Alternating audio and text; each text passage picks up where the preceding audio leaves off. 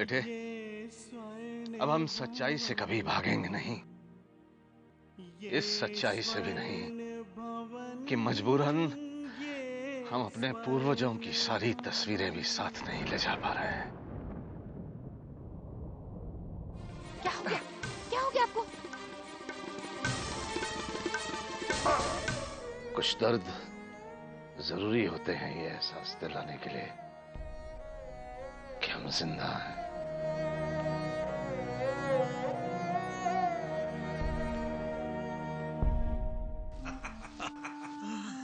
ऐसी जिंदगी का क्या फायदा जो अपने मालिक को ऐसी हालत में देखे और कुछ कर भी ना पाए। सच पूछो यशोधर, तो आज मेरा दिल पसीज गया। ना मैंने अच्छा किया और ना तुमने। दीवान साहब, आपने क्या अच्छा नहीं किया? मुझे ठाकुर को इस हालत में देखने नहीं जाना चाहिए था। दर्द हो रहा है, नहीं यहाँ सर में, ये सोच सोच कर कि ठाकुर कहां से कहां आ गया। दीवान साहब, आप कह रहे थे कि मैंने भी अच्छा नहीं किया। तुमने तो बिल्कुल भी अच्छा नहीं किया। 12.5 करोड़ लेने हैं और तुम 25 रुपए महीने की किस्त बांध रहे हो मेरी। अपने जमीर को इतना मत मारो यशोधर कि वो फिर उठ ही ना पाए। अच्छा है, अच्छा है।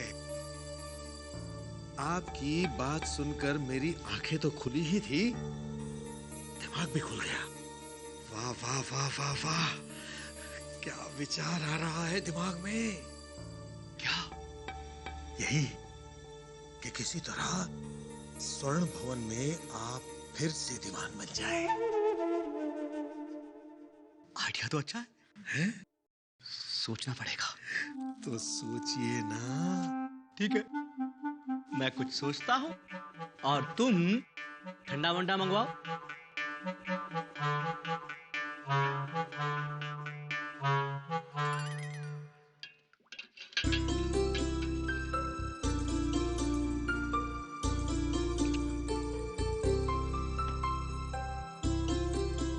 ठाकुर साहब हमारे यहाँ आए, समझो मोहल्ले में मेरा जलवा हो गया। अब देखना सारे मोहल्ले वाले कैसे शीतल भाभी करते मेरे आगे पीछे घूमेंगे।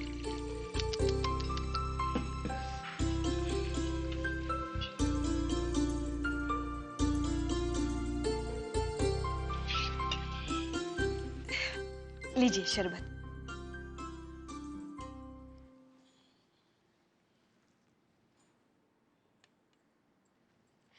आप लोग शरबत पी लीजिए, तब तक मैं रोटियां बनाती हूँ। लीजिए। अब हम बना लेते हैं मामी। अरे नहीं बेटा, मैं हूं ना, मैं सब कर लूंगी। आभा बना लेगी भाभी, आप बैठ जाइए। अरे आप लोगों के आने की खुशी में मेरे पैर जमीन पे नहीं टिक रहे और आप कह रही बैठी है। तो हम कौन सा यहाँ अपनी खुशी से आए हैं?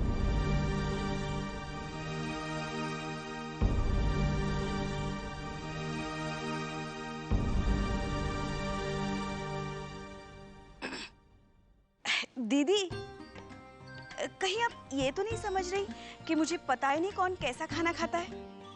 अरे मुझे सब पता है, इन्होंने मुझे पहले ही सब कुछ बता दिया था।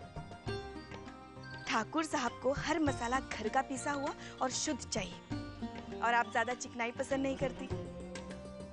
प्रकाश बेटा कम मिर्ची वाला खाना पसंद करता है, और लता और आभा वो सब कुछ खा लेती है ना? बस आप लोग ये बता दीजिए कौन कितनी कितनी रोटियां खाएगा।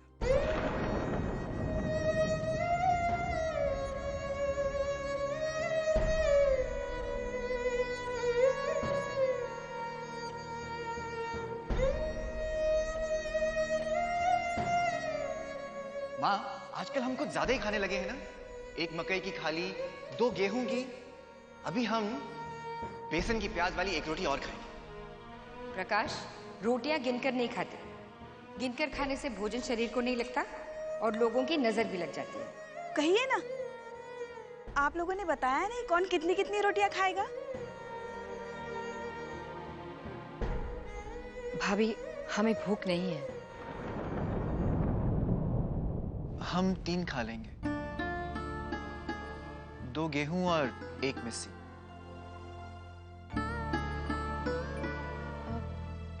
एक एक हमारे लिए भी बना दीजिएगा मामी। ठीक है।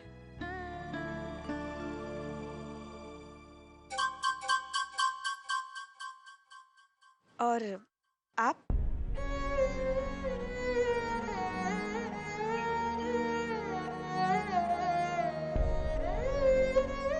इनकी भी अभी कुछ खाने की इच्छा नहीं है भाभी।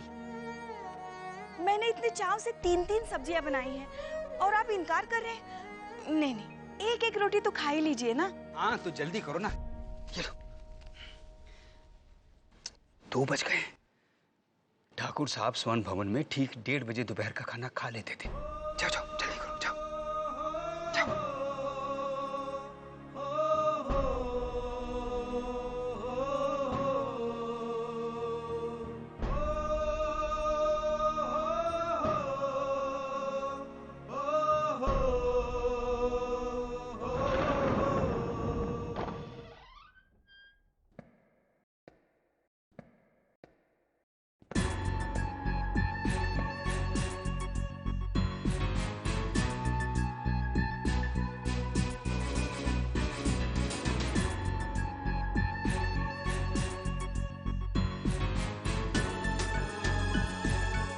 ठाकुर, ठाकुर,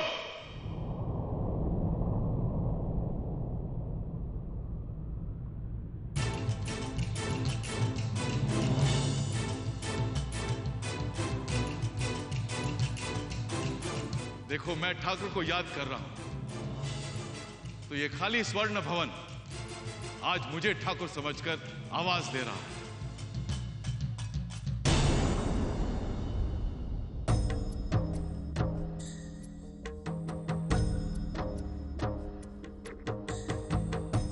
सुना तुमने?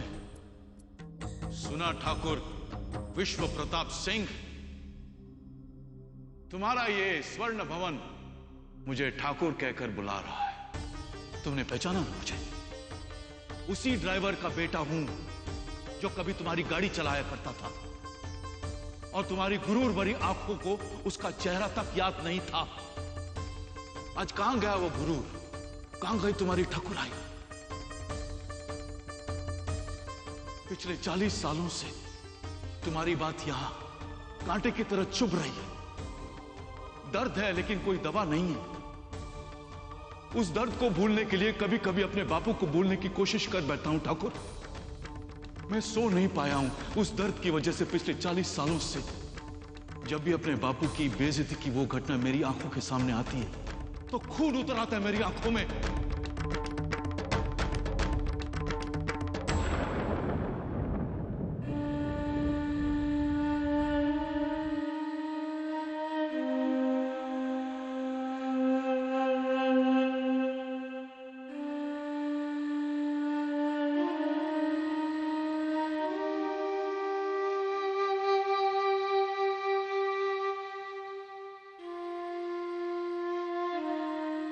यही जगह थी, सैकड़ों लोग थे, एक मजबूर बाप था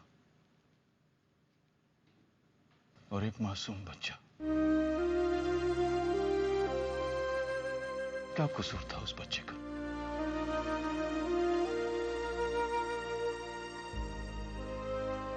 सिर्फ इतना ही ना कि वो सोने के भगवान को नजदीक से देखना चाहता था। क्या गुनाह हो गया उस मजबूर बाप से? बस यही ना कि वो अपने मासूम बेटे की जिद पूरी करना चाहता था।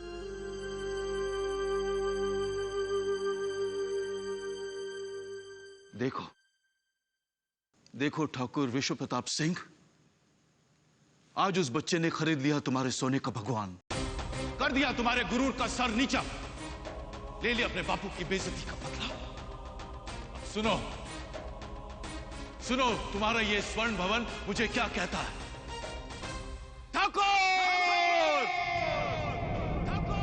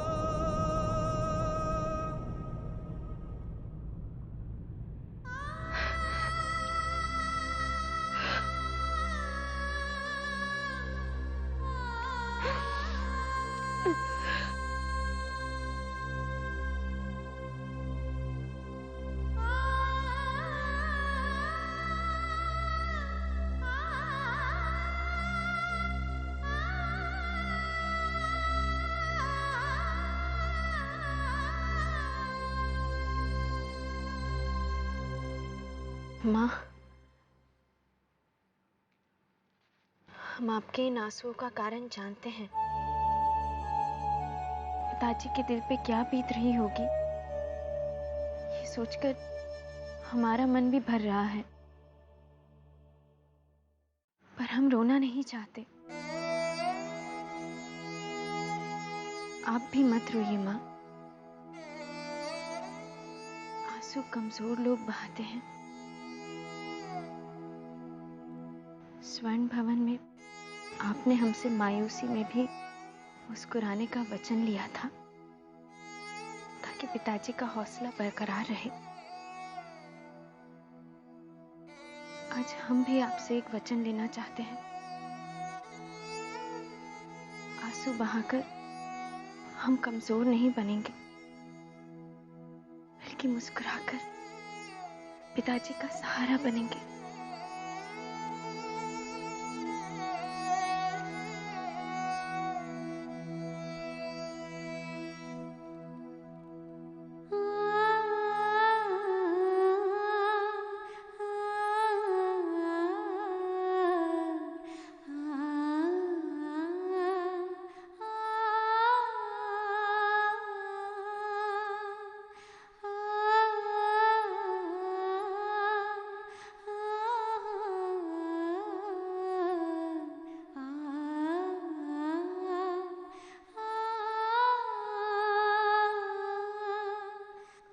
अच्छा किया, तुमने फिर से हमें हमारा फर्ज याद दिलाया। माँ, हमने सिर्फ आपको ही नहीं, अपने आप को भी याद दिलाया है। क्या याद दिलाया है स्वर्णा?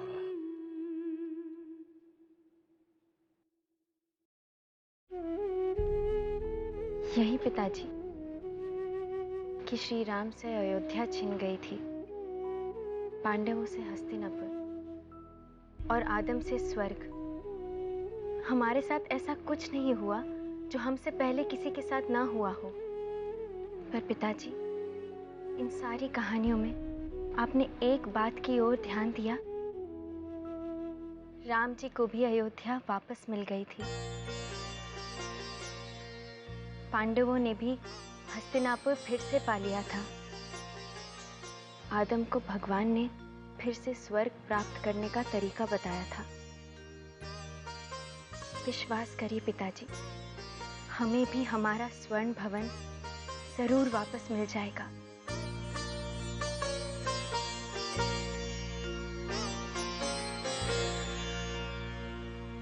जब प्रकाश के सर पे रखी हमारे पुरखों की तस्वीर तुम्हारे सर पर आई थी आभा, तभी हम भगवान का इशारा समझ गए थे।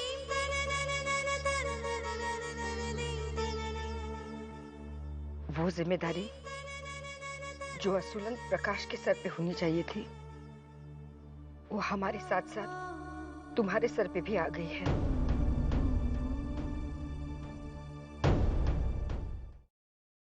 आज हमें आपकी हर डांट का मतलब समझ आ रहा है। आपकी उस जोर जबरदस्ती का अर्थ आज जान रहे हैं हम। आज हमें पता चल रहा है कि आपने हमसे वो सारे काम क्यों करवाए जो ठाकुरों की बेटियां कभी नहीं करती।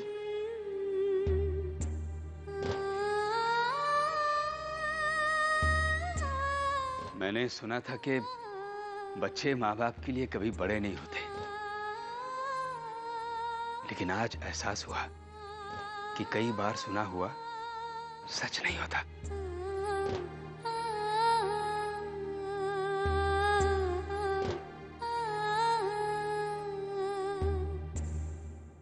खाना तैयार है। आइए ठाकुर साहब, मैं आपके हाथ धुलवा दूं। हमने तुमसे कहा था राघव, हमें भूख नहीं है। ऐसा मत कीजिए ठाकुर साहब, विश्वास कीजिए, शुद्ध अशुद्ध का ध्यान रख के शीतल ने बनाया है आपके लिए।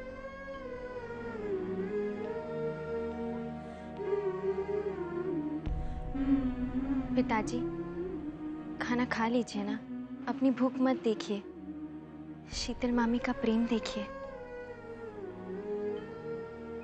आइए ठाकुर साहब।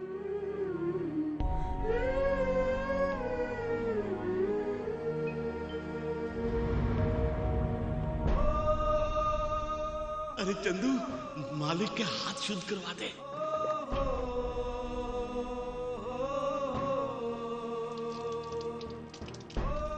ये कौन सा तौलिया लाए हो पिताजी के लिए?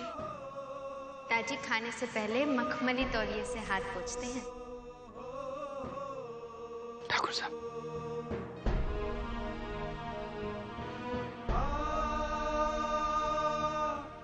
पिताजी, हम अभी आपका मखमल का तौलिया लेकर आते हैं। आइए ठाकुर साहब।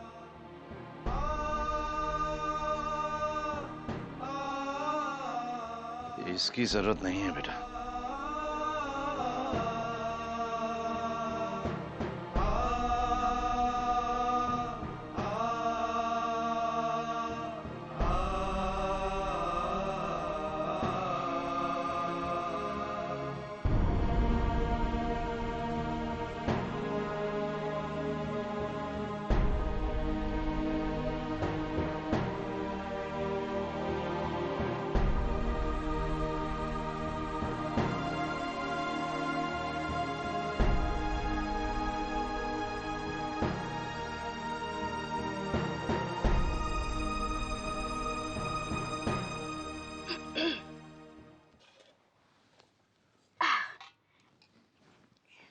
ये अरहर की दाल लीजिए ना, शुद्ध हींग का तड़का लगाया मैंने इसे। खाना बहुत अच्छा है मामी। खाने वाले को स्वाद आ जाए, पकाने वाले की मेहनत सफल हो जाती है। वो हमारी मिस्सी रोटी कहाँ है?